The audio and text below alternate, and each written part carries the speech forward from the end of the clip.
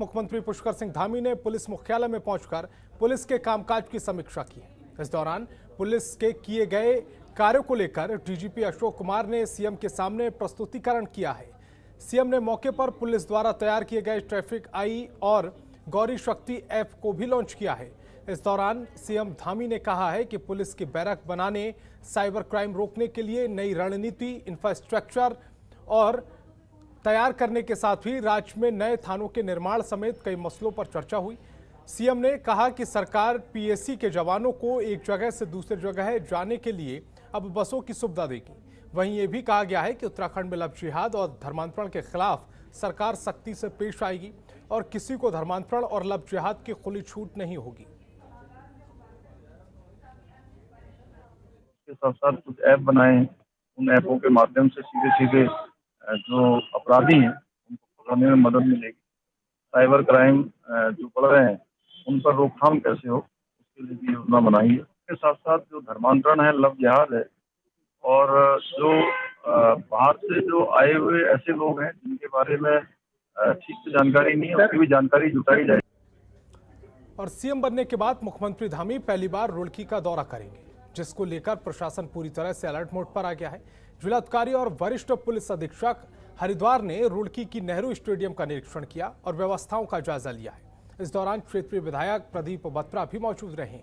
आपको बता दें कि 10 सितंबर को मुख्यमंत्री का रुड़की दौरा है, जिसको लेकर शासन प्रशासन पूरी तरह से अलर्ट है। साथ ही मुख्यमंत्री झबरेड़ा विधानसभा और रुड़की विधानसभा में कुछ नए कार्यों का लोकार्पण करेंगे और रुड़की सिविल हॉस्पिटल में आईसीयू सेंटर और ऑक्सीजन प्लांट का लोकार्पण भी करेंगे। माननीय मुख्यमंत्री जी का जनपद हरिद्वार का जो कार्यक्रम है उसमें मुख्य रूप से पतंजलि योग पीठ में सर्वप्रथम वहाँ जाएंगे माननीय मुख्यमंत्री जी, और उसके उपरांत उनका रुड़की आगमन होगा। रुड़की में माननीय मुख्यमंत्री जी का मुख्य रूप से हमारा जो हॉस्पिटल है, हॉस्पिटल में जो आईसीयू बेड्स है, ऑक्सीजन प्लांट है, उसका वो लोकार्पण करेंगे। वो सब हमारा रेडी है। और इसके बाद स्टेडियम में माननीय मुख्यमंत्री जी का आगमन है। झबरेड़ा विधानसभा, रुड़की विधानसभा और भगवानपुर विधानसभा के जो कुछ निर्माण कार्य पहले हुए हैं उनका लोकार्पण भी यहाँ किया जाएगा। मुख्यमंत्री जी का प्रोग्राम है रुड़की में और यहाँ पर इनके 3-4 कार्यक्रम रुड़की के और उसके आसपास के क्षेत्रों में हैं। तो निश्चित रूप से जहाँ पर इनके कार्यक्रम हैं, जो प्रोटोकॉल के हिसाब से पूरी सुरक्षा व्यवस्था वो उपलब्ध कराई जाएगी। साथ ही इस बात का भी ध्यान रखा जाएगा कि इन कार्यक्रमों में जो आम जनमानस शामिल होने के लिए जा रहा है उसको भी अनावश्यक तकलीफ ना हो। रुड़की में देहरादून हाईवे पर डबल आर्म स्ट्रीट लाइट को चालू करते हुए कई महीने बीत गए हैं। कई महीने बाद अब इन लाइटों का लोकार्पण करने के लिए 10 सितंबर को मुख्यमंत्री पुष्कर सिंह धामी रुड़की का दौरा करेंगे। वहीं मुख्यमंत्री के इस लोकार्पण के चलते नगर निगम के अधिकारियों ने पिछले कई दिनों से इन लाइटों को बंद करने, शहर के लोगों को इन लाइट से मिल रही सुविधाओं से वंचित कर रखा है। इसी को लेकर कांग्रेस नेता आशीष सैनी ने कई गंभीर आरोप लगाए हैं।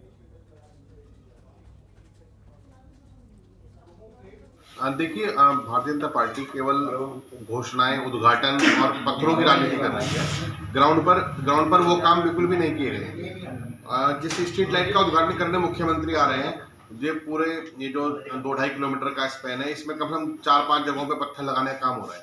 लेकिन उस स्ट्रीट लाइट के ठीक बगल में 1 मीटर की दूरी पर, 100 सेंटीमीटर की दूरी पर एक पोल लगा है जिसे हम बोलते हैं ट्रैफिक लाइट। पिछले 5 साल से वो बंद पड़ी है। लेकिन मुझे लगता नहीं कि हमारे जो प्रतिनिधि हैं, यहाँ पे 4 इंजन की सरकार है, पार्षद से लेकर पार्षद, मेयर, विधायक, सांसद, यानी राज्य की, केंद्र की और स्थानीय सरकार भी भाजपा की है, और फिर भी ये नाकामी है। तो इसका ये दोष किसको देंगे? और हल्द्वानी में कांग्रेस प्रदेश प्रवक्ता दीपक बलूटिया ने मुख्यमंत्री पुष्कर सिंह धामी के नैनीताल दौरे को चुनावी स्टंट बताते हुए तीखा हमला बोला है और कहा है कि वो नई घोषणाएं करने की बजाय पुरानी घोषणाओं का हिसाब जनता के सामने रखें। इसी के साथ दीपक बलूटिया ने कहा है कि मुख्यमंत्री ने नैनीताल में जो 4,531 लाख रुपए की लागत से बनने वाली 38 योजनाओं का शिलान्यास किया है, उसके लिए बजट का इंतजाम कैसे करेंगे, इसका जवाब उन्हें देना चाहिए। इन घोषणाओं में जितनी लागत आनी है उसका एस्टीमेट है, ये बता दें कि इनके खाते पे है, श्वेत पत्र जारी कर दें। बिना पैसे के घोषणाएं कर रहे हैं तो जनता को गुमराह कर रहे हैं, सिर्फ चुनावी वर्ष देख के घबराए हुए हैं। और उत्तराखंड में अगले साल होने वाले विधानसभा चुनाव की तैयारियों में जुटी कांग्रेस लगातार अपने संगठन का विस्तार कर रही है। इसी के तहत बड़ी संख्या में लोग कांग्रेस में शामिल हो रहे हैं। पूर्व मुख्यमंत्री हरीश रावत और प्रदेश अध्यक्ष गणेश गोदियाल ने सभी का पार्टी में स्वागत किया है। कांग्रेस मुख्यालय देहरादून में कार्यक्रम का आयोजन किया गया, जिसमें अनुसूचित जातियों, जनजातियों, पिछड़े वर्गों और मुस्लिम समाज के सैकड़ों लोगों ने कांग्रेस की सदस्यता ग्रहण की है। इस दौरान पूर्व मुख्यमंत्री हरीश रावत ने कहा कि कांग्रेस में लोग काम करने के उद्देश्य से आ रहे हैं, किसी पद की लालसा से नहीं। वहीं प्रदेश अध्यक्ष गणेश गोदियाल ने कहा है कि अभी ये सिर्फ एक शुरुआत है, अगले बड़ी संख्या में कई लोग और भी कांग्रेस में शामिल होने जा रहे हैं। अभी तो शुरुआत है, आप देखते जाइए, रोज के 200-500 लोग रोज शामिल हो रहे हैं।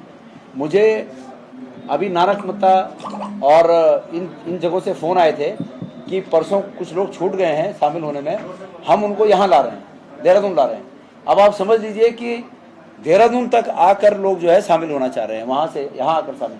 तो पार्टी के प्रति कितना क्रेज है लोगों में, इसी बात से इसका अंदाजा लगा सकते हैं। हमारे साथ तो कार्यकर्ता, जमीन में काम करने वाले लोग आ रहे हैं। हम ऐसे लोगों को ले रहे हैं जो हमारे साथ किसी पद के प्रलोभन में नहीं आ रहे हैं, बल्कि काम करने के। और उत्तराखंड में बीजेपी में चल रहे विवाद के बाद कांग्रेस प्रदेश अध्यक्ष गणेश गोदियाल ने बड़ा बयान दिया है। कांग्रेस मूल के नेताओं के बीजेपी में शामिल होने पर कहा है कि मुझे पहले से ही इस बात का आभास था कि बीजेपी में कांग्रेस जैसा सम्मान नहीं मिलने वाला है और यही हो रहा है। उन्होंने बीजेपी विधायक उमेश शर्मा काऊ की पार्टी से चल रही नाराजगी पर कहा कि बीजेपी में सब कुछ ठीक नहीं चल रहा है। विधायक काऊ को समझना होगा कि उन्हें बीजेपी में कांग्रेस जैसा सम्मान मिलना असंभव है। चल रहा है, भारतीय जनता पार्टी में बहुत कुछ चल रहा है, अंदर अंदर खिचड़ी बहुत पक रही है।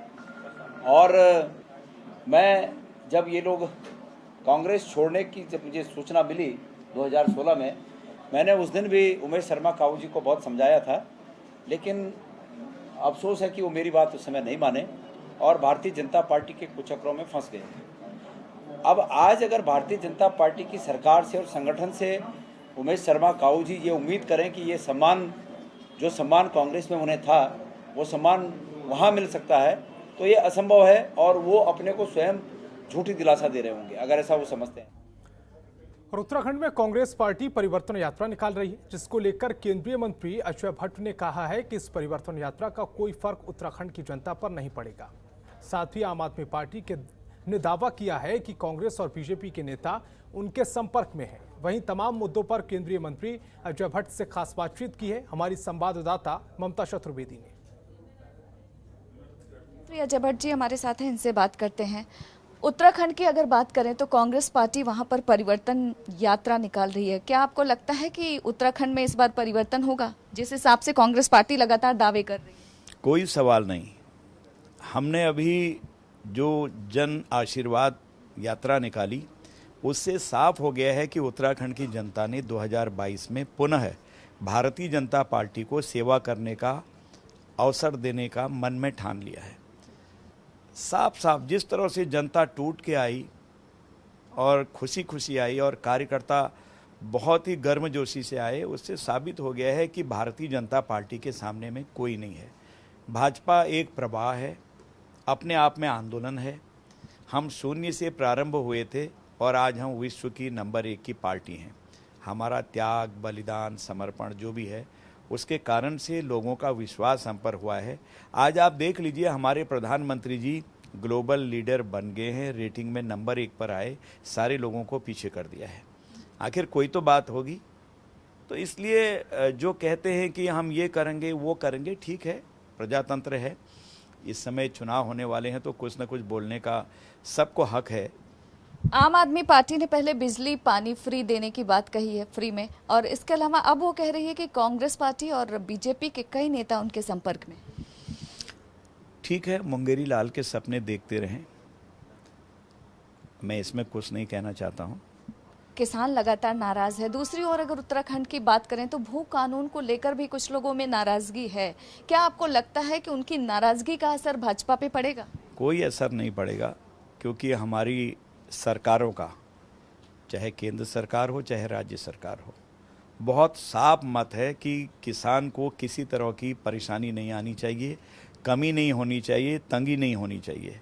किसानों के लिए जो माननीय मोदी जी ने किया है, मैं समझता हूं कि न तो पहले किसी ने किया, न कभी कोई ऐसा कर पाएगा। वक्त देने के लिए शुक्रिया।